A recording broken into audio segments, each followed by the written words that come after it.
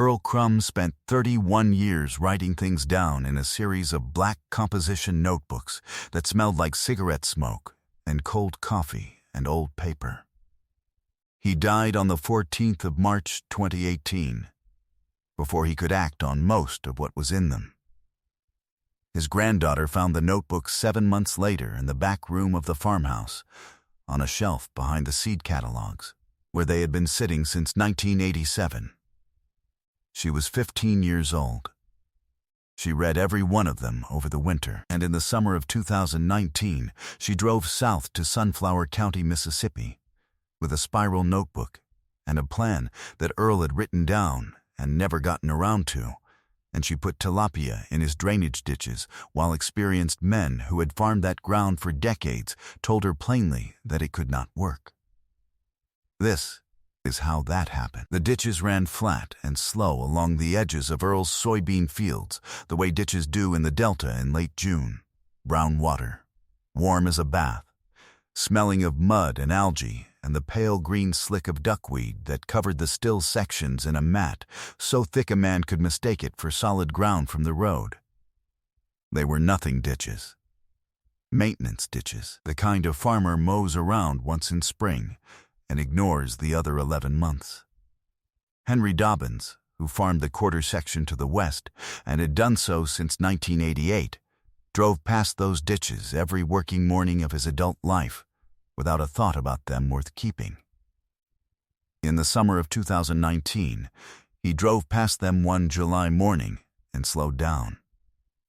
There were fish in them. He parked his truck on the gravel shoulder and got out.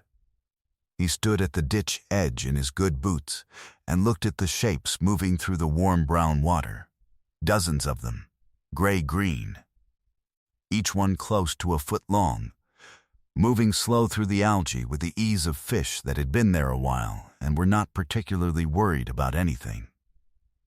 He counted what he could see. He couldn't get to a number that felt reliable. He stood there, what he later said was 5 or 6 minutes, not quite knowing what he was looking at. Then got in the truck and drove to the co-op and told the men at the counter. That is how most stories in Sunflower County begin. This is the kind of story this channel exists to tell, about patience and knowledge loose in the same person, and what that combination does when the world isn't paying attention. If you grew up listening to someone your father's age tell a story like this, and it meant something to you, this channel is for you. Hit subscribe before we go any further. The rest of it is worth your time. Earl Crum farmed 640 acres, 2 miles north of Moorhead, on the east end of Sunflower County. Flat ground. Deep delta soil the color of used motor oil when it was wet, the kind that cracks in wide jigsaw patterns in a dry August and turns to something between paste and quicksand after 3 inches of rain in 2 hours. He had grown cotton on it until 1998, when the numbers stopped cooperating, and soybeans since. His 10-year average yield on soybeans was 47 bushels to the acre. In Sunflower County, in those years, 47 was a shade above the county average. It paid. It was enough. He smoked unfiltered Camels from age 19 until the last year of his life. He had known since 1994 or so that it would eventually settle the account. Lung cancer took him in the spring of 2018. He was 71 years old. He left the farm to his granddaughter, Willa Crum, who was 15 when he died. Willa's parents lived in Memphis. Her father hauled refrigerated loads for a carrier based out of Horn Lake. Her mother worked the front desk at a dental clinic on Poplar Avenue. Neither one of them had farmed in their adult lives, and the land was valuable enough to sell and complicated enough to keep that real conversations happened in the family about what to do with it. Earl had made his arrangements with full awareness of all of this. The farm passed to Willa through a trust administered by a lawyer in Indianola named Gerald Fife, who drove a 10-year-old Buick and kept better records than anyone Earl had ever dealt with. Not angry. Not a crusader. Not someone who arrived in Moorhead looking to settle something. Just a girl who had spent every summer of her life on that farm, who had walked every field with Earl, who knew where the low corners held water after rain, and which ends of the rows the old 4440 John Deere couldn't reach in a wet spring without spinning its tires down to the rim. She finished her sophomore year in Memphis in the spring of 2019, turned 16, and drove south to Moorhead. The row crop operation that season was in the hands of Dale Suggs, a tenant farmer under an arrangement with the trust. Dale grew soybeans the way soybeans had been grown in that county for 20 years. Good work, careful work. Willa had no argument with Dale's fields. She had an idea about the ditches. In the second week of June, she drove to the farm supply branch off Highway 49 in Indianola and bought 600 tilapia fingerlings from a man named Burl Haynes, who primarily sold channel catfish to people stocking farm ponds. The fish came packed in 3 insulated coolers with battery aerators she had ordered online from a hatchery supplier in Alabama. The woman behind the supply counter, Sandra Everett, who had worked at that branch since 1997 and could identify the sex of a channel catfish by weight alone with a casual accuracy that impressed the feed representatives, was direct with her. She said drainage ditches were not ponds. She said tilapia weren't a delta species. She said the open water temperature in those ditches in July would cook every one of those fish before September. The man behind Willa waiting to pick up a bag of stock mineral laughed once. Not mean.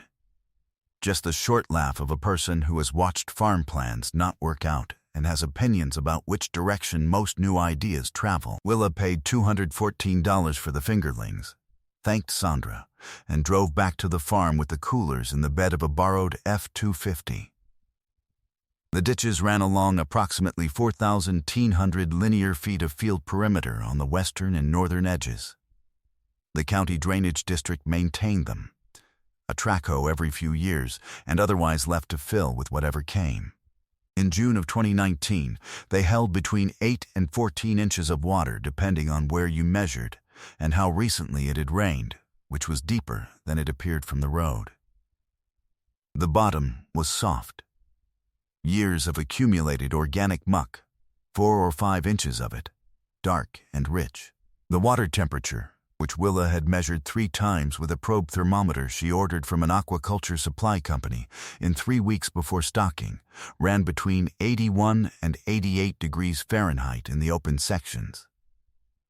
Under the overhang of overcup oak along the north property line, it ran 5 degrees cooler. She had circled those shaded sections on a hand-drawn map of the ditch layout before she ordered a single fish. Henry Dobbins had an opinion before any fish went in the water. He offered it at the co-op one Tuesday in late June without anyone asking. He said those ditches were for drainage, not aquaculture. And he didn't know where the girl had gotten the idea, but he'd give those fish 2 weeks, maybe 3.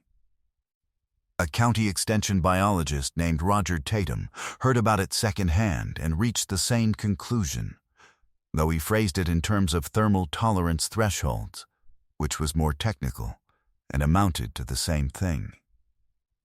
On its face, the math supported Henry's confidence.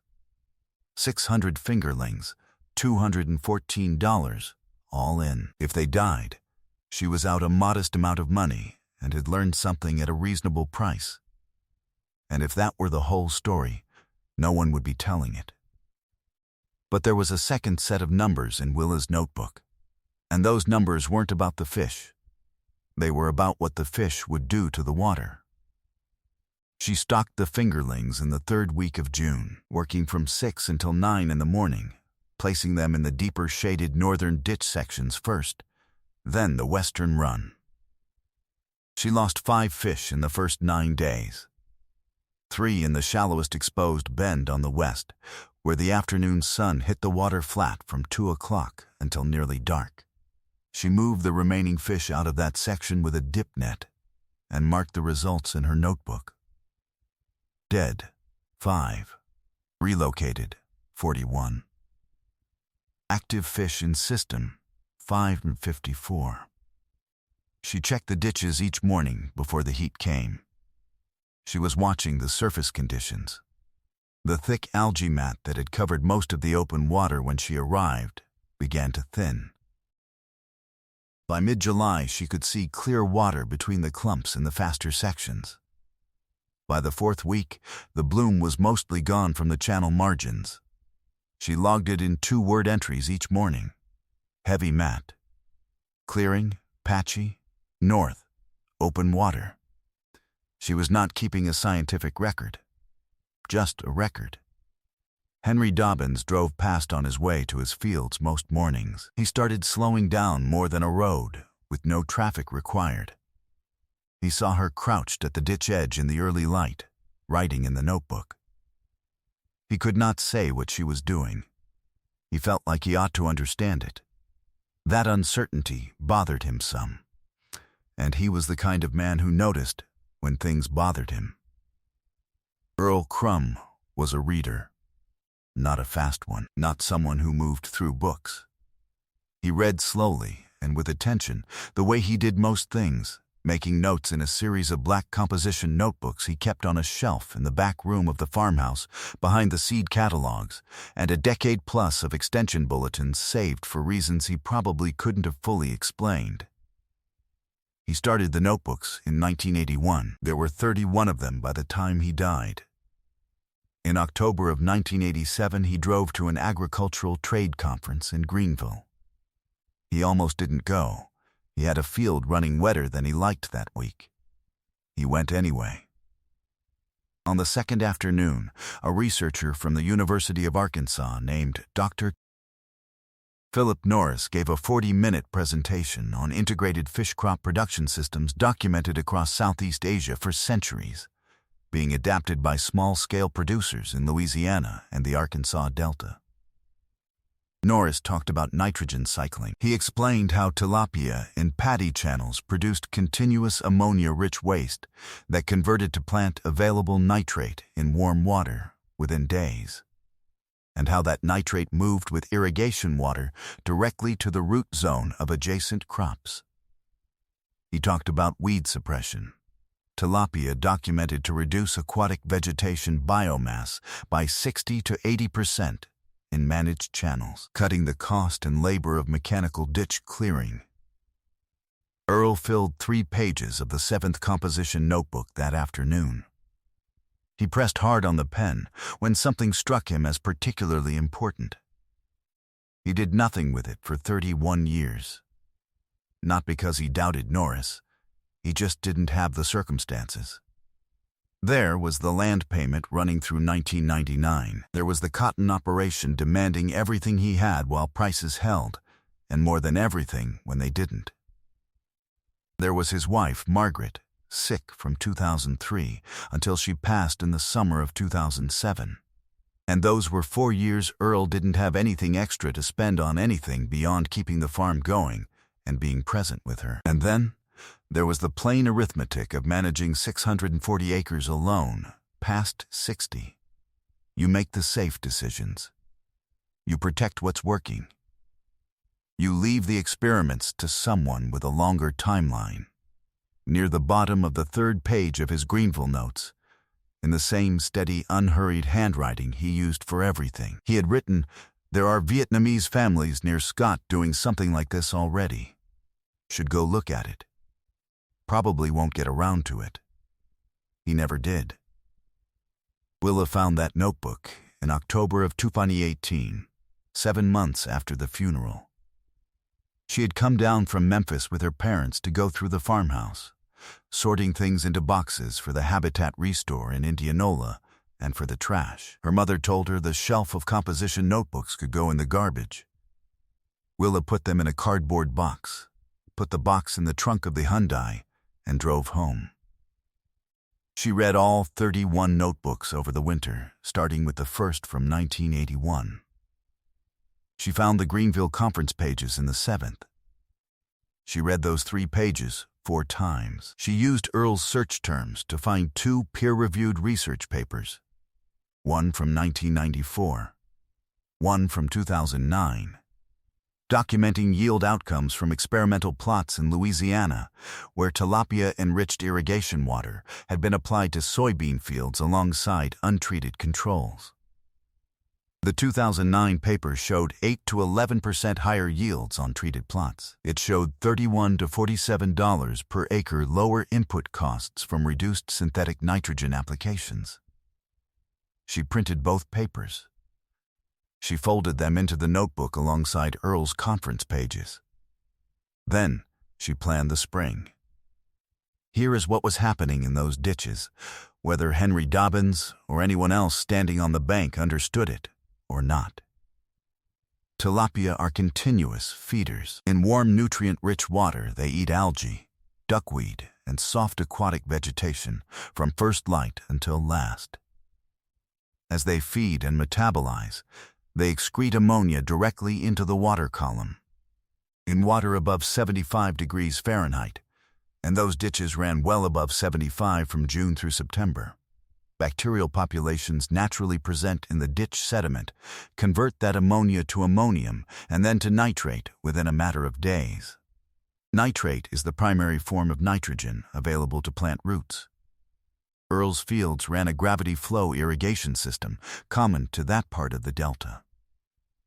Buried PVC risers pulling water out of the ditch and into the field furrows when the standpipes were pulled. The water moved slow. It had time to sit in contact with the root zone. The nitrogen it carried had time to be absorbed. The weed issue was a separate return on the same investment. Giant duckweed and water hyacinth had historically clogged those channels badly enough that the county drainage district had sent Earl 2 mechanical clearing bills in the previous decade, a Caterpillar trackhoe, and 2 days' labor each time. In 2019, with 554 tilapia working those ditches from June through late September, there was no mechanical clearing bill. Fish have no rate schedule. They worked continuously and ate what was there. Willa was not running a controlled experiment. No replicated plots, no control fields, nothing that would satisfy a review board. She knew this. She was watching one farm, one season, one set of conditions, with the research papers in the notebook for reference. She was paying close attention. That was the starting point. Dale Suggs started cutting the first field on the 7th of October with a Case IH 8250 combine he leased through a dealer in Drew. The main western field took 2 days. The eastern ground took 3. He had the grain moisture tested and the bushel weights certified at the co-op elevator in Moorhead. Willa drove over to be there when the tickets came back. The western field, 180 acres running adjacent to both treated ditch runs, irrigated with tilapia-enriched water from mid-July through late September, came in at 61 bushels to the acre. Dale looked at the ticket. He looked at Willa. He looked at the ticket again. The county average for 2019, posted on a whiteboard near the elevator scale, was 48 bushels per acre. Earl's 10-year average on that same ground had been 47. The eastern field, same variety, same planting date, same conventional management, no ditch adjacency, conventional lateral irrigation only, came in at 49 bushels per acre. 12 bushels to the acre difference. At the 2019 cash price of $9, 40 per bushel, that was $112. 80 per acre in additional revenue on the western ground. On 180 acres, that came to $20,304 over what the eastern field's rate would have produced. Dale turned over a paper sack, sat down at the counter, and did the arithmetic by hand. He did it twice before he said the total out loud. Henry Dobbins had come in to pick up a replacement sprocket for a grain auger. He was not there for yield results. He was at the parts counter when Dale said the number, and he heard it. He saw Willa standing with the ticket folded between 2 fingers, not saying anything, not looking at anyone in particular. He was quiet for a long time after that. Long enough that the parts man asked him twice about the sprocket. Henry Dobbins had not been cruel in his certainty about those fish. Worth saying plainly, because stories like this sometimes get told in a way that makes the skeptical party into a villain. And he was not one. He was a competent, experienced farmer who had looked at a 16-year-old girl loading tilapia fingerlings into a drainage ditch and reached the conclusion that any reasonable person in that county, with that background, would have reached. He had reasoning behind his opinion. He had just arrived at the wrong answer. There is a difference between being a fool and being wrong. A real difference. And it matters how the telling goes. He bought the sprocket and drove home without saying much. Gerald Fife got a call in November from Roger Tatum at the extension office. Tatum had heard the yield numbers and wanted to know if Willa would allow formal documentation the following season. She said yes.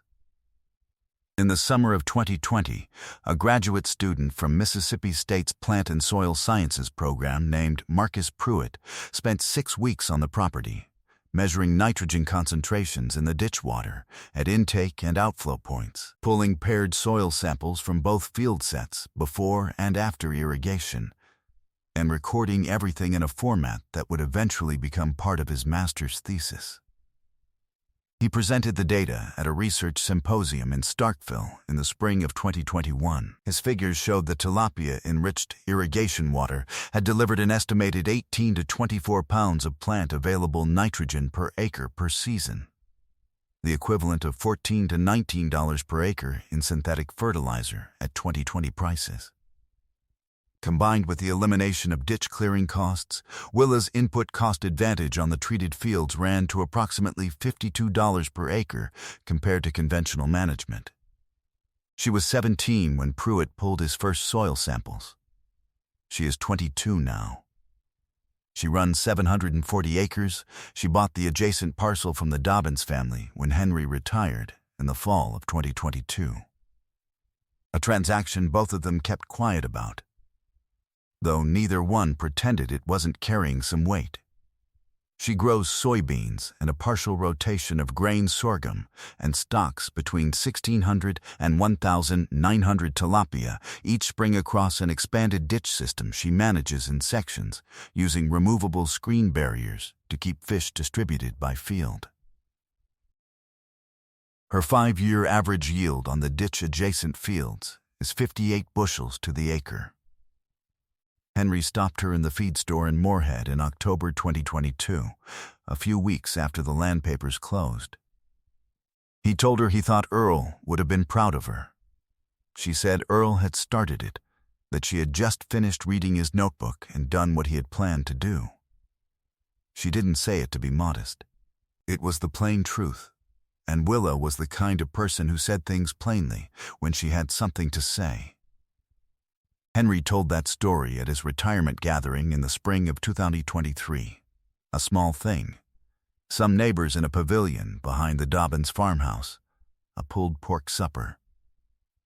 He said he had driven past those ditches for 31 years and never once thought they were worth a second look. He said a 16-year-old girl with a dead man's notebook had seen what he couldn't. He said the lesson was about paying attention. Then he stopped. He said, no, that wasn't quite right either. He thought maybe the lesson was about who gets to decide what deserves paying attention to. He said he wasn't sure. He said he thought maybe nobody was. Earl Crum never got out to see the Vietnamese farms near Scott. He never watched the fish work. But he wrote it down, and he kept it on that shelf for 31 years. Because he was the kind of man who believed that writing something down and keeping it was its own act of faith in the future. That somebody, eventually, would come to that shelf with the right question. Somebody did, and he was the one who won that day.